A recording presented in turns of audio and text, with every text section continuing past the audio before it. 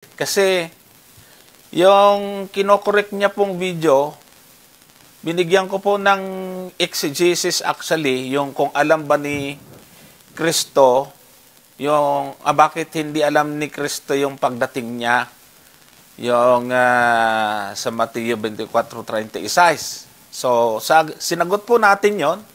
Gumamit po tayo ng exegesis kasi gumamit po tayo ng syntax at semantics. Aba, ay tinuligsa niya. Ang sabi niya, ang sagot ng Adventist dyan, hindi alam. Abay, wala namang binasang, wala namang binasang stand ng Adventist na hindi alam ni Kristo pagdating. Tapos na, ganun lang. Sino bang gaganahang sumagot sa ganyang argument? Hindi, nagsayang ka lang ng oras dyan. Siguro nagpapapansin hindi ako interesado kung ganun ang sagot at pagtulig sa ating video na ang isa ng Adventist hindi alam. Galing sa bibig. Mahirap po yun. Di bali na.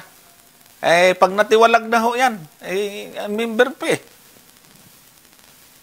Member pa ng Adventist, saka personal po yung kanyang pangito na personal yung attack.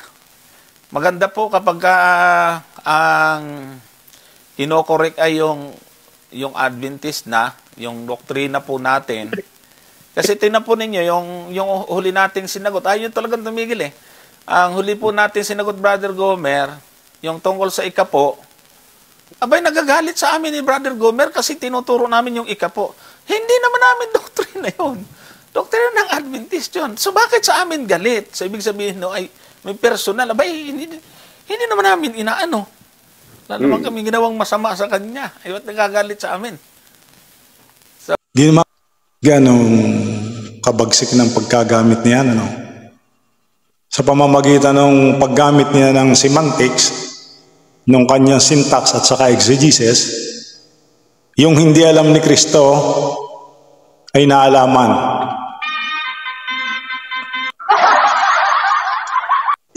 Hindi lamang masabi. Sino maniniwala sa iyo noon? Ano pa ang sabi niya? Hindi na rin siya nagka-interes. Pero sinasagot naman. Nagre-rebat naman. Hindi na may kahit anong gawin niya, hindi na makakabangon diyan. Papagulong-gulong na lang yan. Kasi sablay na Asan pa siya? Ano pa siya? Diyan. Kababangon niyan. Kakakatwiran yan. Dadami lalo ang sablay. Palubog ng palubog yan. Maniwala kayo sa akin. Ang nilalabanan ay si Kristo. Paano siya obra doon? Mahirap sumikad sa matulis. Sabi ni Pablo. Kita nyo, kung ano-ano nang pinagsasasabi. Personal daw. Ba't magiging personal yun? Doktrina nga pinag-uusapan. Alam mo ba yung personal at saka yun sasabihin mo kay galit? Ba't ako magagalit sa inyo? Doktrina nga ang pinupuna ko kasi nga mali ang inyong turo. Kaya doon lang kayo pumuko sa doktrina. Huwag na kayong may sasabihin pa na ako'y galit. Bintang nyo lang yun. Hindi ako galit sa inyo. Nagagalit ko sa inyo. Yung doktrina nga na itinuturo ninyo, yun doon ang ating pag-usapan. Huwag yung sasabihin nyo na, galit. Kung ano-ano, sabihin nyo, huminto na. Hindi nga kayo nahinto. Hindi mo ba alam kung ikaw ay nakakaintindi? May tumigil ka na. Tumigil na ba yung iyong video? Segundo, minuto yung nagpi-play yan pagka may gustong mag-play. Di ba naroon yung aking pinagsasasabi mo sa akin? Hihinto yan kung ini-edit mo, yun ang tama doon. Hindi mo naiintindihan yung ginagawa mo Kaya ako noon ay nag-PM sa inyo Ang gusto ko sana, i-edit ninyo yan. Yun na sana ipakikiusap ko sa inyo.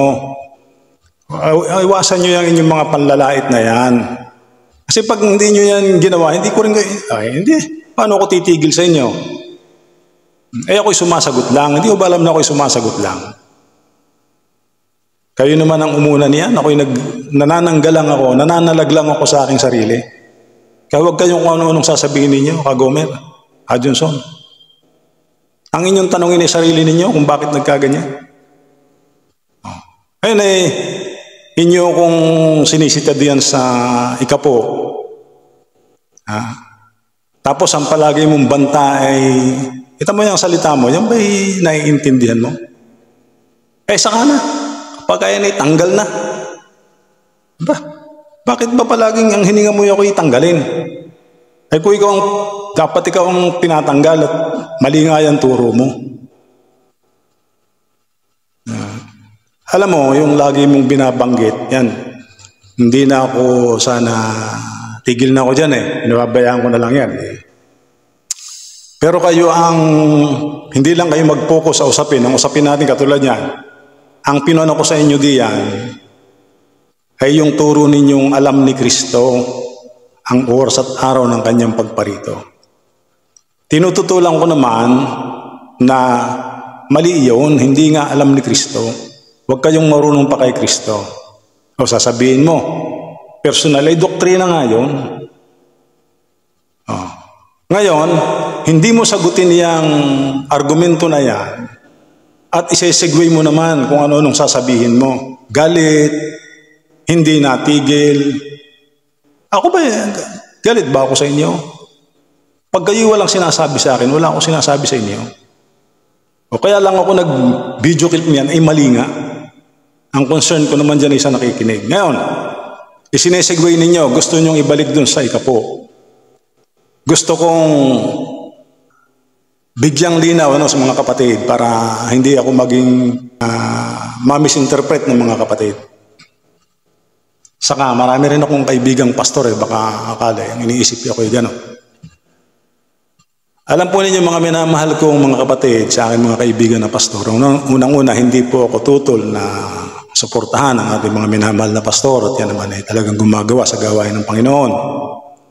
At sa atin naman mga kapatid ay gusto ko pong ipaunawa sa inyo na hindi po ang nilalabanan ko yung lagi nilang sinasabing galit ako sa ikapo, nilalabanan ko yung ikapo. Hindi po.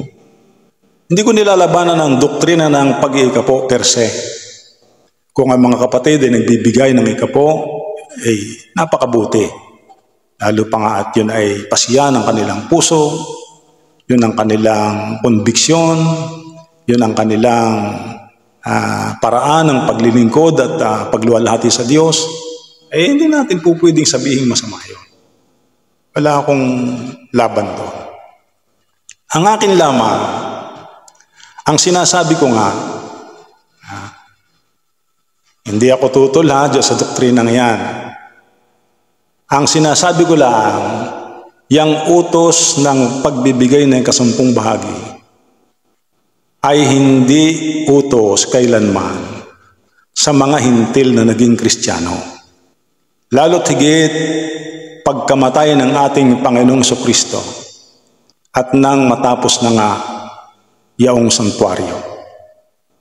Yan ang aking istandian. Kaya nga aking inihayag sa inyo at willing open naman yan sa discussion, friendly discussion o magkaalaman.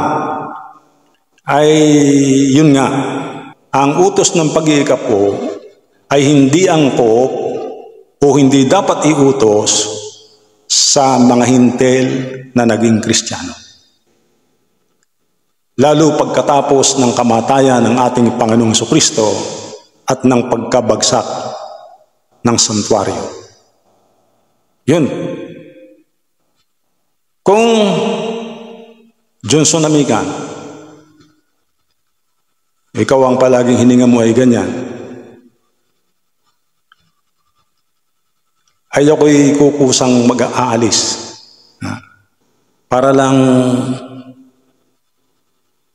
sabi mo nga ay pagtitiyagaan mo, titingnan ko lang yung laman ng bungo mo, kung hanggang saan. Yung iyong laging pinaghahamon na pinapapasok mo ko dyan sa iyong programa, lagi mo kong hinahamon ng diskusyon, at laging gusto mo yung ako'y tanggalin, alisin, ay ikaw ay, ewan ko lang. Diyan sa paksa na yan na ating pinagsimulan, ay diyan. Titignan ko yung laki-laki ng ulo mo kung yan ay may laman nga. Ikaw ay haharapin ko diyan. Yun ang aking stand. Yan, Diyos sunamikan. Huwag mong hintayin, kung gusto mo naman talaga yung ako'y matanggal muna, di, aalis akong kusa. Kung talagang yun ang kursunada mo. Para lang, magsabay na kayong dalawa. Para dalawang magpapaliwanag sa akin. Okay, wala naman akong gagawin. Kung maliwanagan ko, dati naman akong, bakit? Kung maliwanagan ko, doktrina naman ng Adventist yan, sumusunod naman tayo diyan. Ano naman yan Walang masamang tinapay sa akin. Basta may paliwanag lang. Hindi ko naman nilalabanan yan Meron lang akong ganun kaisipan. Kung gusto ninyong itama, ayan, ready naman ako sa anumang usapan. Kung gusto nyo, dito sa akin, magla-live ako, pumasok kayong pumasok. Kung gusto ninyong itama yung aking paniniwala. Basta yan ang aking stand diyan. Kahit kailan ay hindi inutusan ng Diyos ang mga hintil na naging Kristiyano ng pag-iikapo. Kaya hindi nyo pwedeng gamitin sa hintil na naging Kristiyano yung Malakias 3:8 hanggang 10 na sasabihin ninyong kapag hindi nakapagbigay ng eksaktong ikapo ay magnanakaw at hindi papasok sa kaharian ng langit. Yun ay hindi pwedeng gamitin. Yun ang maling paggamit ng talata. Yan ang aking sinasabi sa inyo. Lagi nyo kung doon nyo, tapos na tayo doon total wala naman kayong masabi doon. Wala naman kayong may paliwanag doon. Kaya ako sinasabing mali ay hindi yung pag-iikapo. Ang mali yung mga pagpapaliwanag ninyo. Ang itinatanong ko sa iyo ay meron pa bang talata sa Biblia na nagsasabi ng nag-uutos na mag-ikapo ang mga Kristiyano pagkatapos ng kamatayan ni Kristo sa cross? Kaya nung isinagot mo, Matthew 23:23. Nako, si Kristo nga nagsalita noon. Kaya ang sinasabi ko sa iyo ay pagkatapos ng kamatayan ni Kristo sa cross, may utos pa ba ng pag-iikapo? Lalo na nung pagkagiba ng santuaryo? Kaya mali. Kaya ako sinasabing mali. Mali ang mga talatang ginagamit ninyo. Mali ang mga sagot ninyo. Hindi ko sinasabing yung ikapo, kundi yung inyong mga argumentong mali. Babasahin mo sa akin Malakias. Babasahin mo sa akin Matthew 23:23. Nasasabihin mo inutusan doon ng Kristiyano. Unang-una, sablay na nga yun buhay pa nga si Kristo. Ang tinatanong ko sa pagkamatay ni Kristo. After mamatay si Kristo sa cross. Kung merong pang nangaral at nag-utos na mag-ikapo, ang ipipilit mo yung Matthew 23:23. At ang sasabihin mo pa sa akin ay nag-utos diyan si Kristo. Utos ni Kristo yan sa Kristiyano. Meron bang Kristiyano noon? Kristiyano ba yung kausap doon, mga Pariseo? Mga kalaban ngayon ni Kristo. Paano pati utusan ngayon? Ulitin ko sa iyo yung aking paliwanag daw. Paano uutusan yung mag-ikapo? Ay nag-iikapo na nga. Very strict na nga sila sa pag-iikapo. Mga dahon-dahon na nga iniikapuan, uutusan mo pa. Naintindihan niyo ba yun? Ang sabi niya, dapat. Bakit sila dapat mag-ikapo? Kasi nga, existido pa yung santuaryo nung panahong yun. May saserdote pang naglilingko doon. Therefore, dapat mong suportahan ng ikapo. Sila yung mga Hudyo. Yung mga Pilisteo, yung mga Edomita, yung mga kung ano-anong lahing hindi naman Israel. Nag-iikapo ba yun? Inutusan ba yung mag-ikapo? Sinasabi ko sa inyo. Kaya nga yan pasakalyo lamang. Para kayo'y mag-isip kung bakit ganun ang aking tanong sa inyo. Kasi gigigil agad kayo ng mga banat ninyong wala namang napakalayo naman. Kumbaga sa ano, isang di pa ang layo, sa tinatarget mo, paano tatama yun? Kaya wag na kayong maraming mga, kung kayo may isasagot, ay sagutin nyo lang at yan na may aral ang usapan. Kaya sasabihin yung galit, wala ang galit sa inyo. Kayo nga ang, kung sumagot ay mga kalam kayo, yan eh. Meron yung text ang sagot sa inyo, kita nyo pag binasa nyo, iba ang mga tono. Ilalagyan nyo ng tono. Katulad yan, sabi mong yan. Ang sagot ka ng Adventist ay hindi alam. May ganun bang tono yung ako doon? Saan ako nagkatono ng gayon? Panoorin mo nga yung aking video kung ako may ganun tono, nakatulad ng tono mo. Tapos sasabihin, ay wala. Pag ganyan ay sa bunganga lang galing, saan manggagaling? Ano bang gusto mong sagot sa'yo? Saan manggagaling? Kung hindi sa bunganga manggagaling, sa paa. Kambira. Laging sasabihin mo ay walang referensya. Hindi mo naiintindihan na referensya. Talata na nga inihahain sa iyo. Nakabalandra na nga dyan sa pagmumukha mo. Sabihin mo wala. Mga style ninyong kala nyo palagi. Hindi ganyan. Sabi ko sa inyo, kung ayan, hapyaw lang yan. Ngayon ko lang, madami pa yan, yung mga pinagsasabi nyo diyan. Ayan. Tama, Brother Johnson. At saka, yun nga, pinapaliwanag natin noon, nung una siya nagtanong tungkol sa ikapo, ay hindi naman natin talaga aakalain na mayroong Adventist na hindi na naniniwala sa ikapo, Brother Johnson. Napagkamalan ko ang dating daan eh. Siguro, yung dahil nga iniisip natin, hindi naman siya Adventist, sino ba naman magkakalang Adventist siya na hindi siya naniniwala sa ikapo? At kung ako naman ay Adventist na hindi ako naniniwala sa ikapo, siguro hindi ko na, alam naman natin na yung ikapo, mga kapatid, nagkakaisa naman po siguro yung karamihan sa ating mga Seventh-day Adventist na yung ikapo ay aral lang Seventh-day Adventist. Ngayon, kung yan ay hindi mo pinaniniwalaan bilang aral ng Adventist, wala ho kaming problema doon. Pero para sabihin niya na yan ay aral naming dalawa ni Brother Johnson, yung ikapo, ay mali. Bakit kasi sa atin? Dahil yan ay tamang aral ng Seventh-day Adventist, Brother Johnson. Oo nga. At lang naman yun, matagal ng panahon yun eh. Matagal na yun. Doon nag-umpisa yung kanyang, siguro, yung kanyang hindi magandang pagturing sa atin, no? At hanggang ngayon, naghahanap siya ng maitutuligsa. At siguro, ito yung isang nakita niya na pwede niyang ituligsa para makaganti, maaari. Yung sinasabi niya kasi doon sa video na hindi para tumuligsa, pero yung mayroong kang tawa doon sa video, may palakpak. Hindi ako naniniwala, hindi para tumaligsa. Yung sinasabi mong purpose doon sa video mo ay hindi totoo doon sa damdamin mo. Oo, kasi ang tagal-tagal na hindi makamove on siya. Ano bang problema? Mabuti sana kung ating sariling doktrina yan. Hindi naman.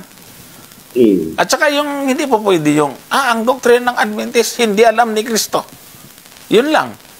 Hindi po pwede yung bunganga lang at bibig lang ating sasagot dito. So, hindi ako interesado. Hindi nagagalit sa inyo dahil itinuturo nyo yung kapo. Ba't ako magagalit sa inyo? Hindi lang ako sumasang-ayon sa mga isinasagot ninyo. Hindi yun galit. Ba't magagalit sa inyo? Kayo nga ang mga salita nyo yung galit. Kita mo yung mga sagot mong yan. Wala nga akong tono na ganyan. Anong sabi mo? Ang sagot ng Adventist dyan ay hindi alam. Meron ba akong ganong tono? Pakita mo nga sa akin na meron akong ganong tono. Tapos sasabihin mo, ay, hindi ako interesado kung ganyan, lumalabas lang sa bunganga. Lumalabas lang sa bibig. Ay saan mo gustong lumabas sa kamao? O sa paa?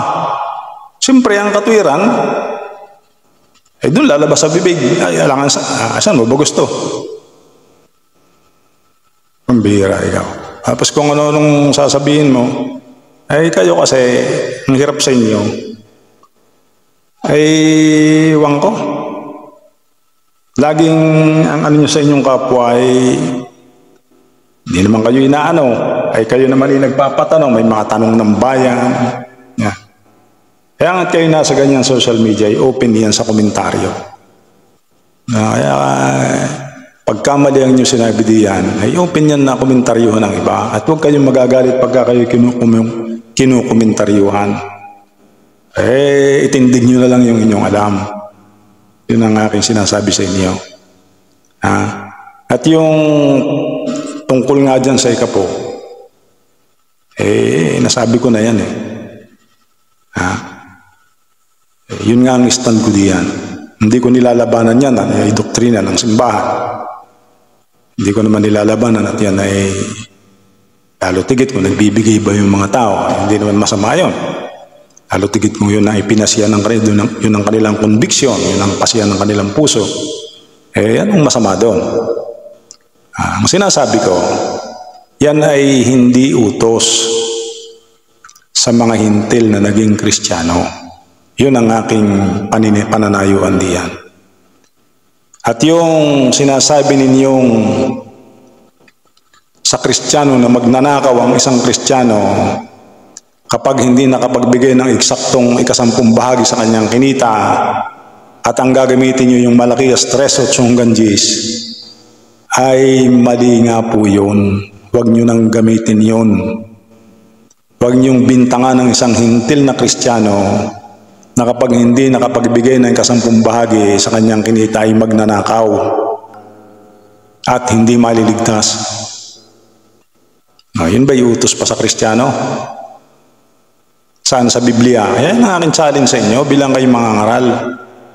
Saan sa Biblia inutusan ng Diyos ang mga hintil na naging Kristiyano na magbigay pa ng 10 bahagi pagkatapos ng kamatayan ni Kristo sa krus at pagkagiba ng santuario? Yun lamang. Yang sinasabi mo na palagi na, ay saka na pagtityaga niyan, pagkaya na tanggal na. Kayabangan mo. Sabihin mo nang hindi mo kaya yung ganung argumento. Huwag yung marami ka pang mga palusot. Kahit kaputol na talata ay wala kang mababasa sina-challenge kita sa ganyan. Kasi magaling ka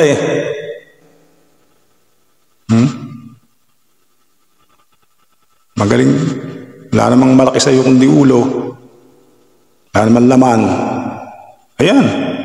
Yan ang gusto ninyo naiinis ako dyan sabi mo na lagi nang sabi, saka na, pagkaya ni tanggal na Adventista Pagsaya. Yan ay babalik ko sa iyo dyan. Pag ganyan lagi ang salita mo, babalik ko sa iyo, walang malaki sa iyo kundi ulo. Wala man yan laman. Testingin mo, si Brother Max, kung ubra yang iyong ulo. Sobrang galing mo sa debate. Paano, walang napatol sa iyo? Ako'y hindi, papatulang kita. Wala naman akong, ba kung ako'y matalo mo?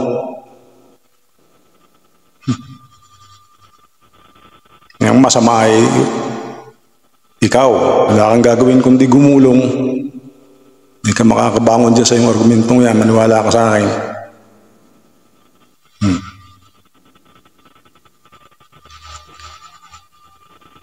Huwag kang masyadong, katulad ngayon.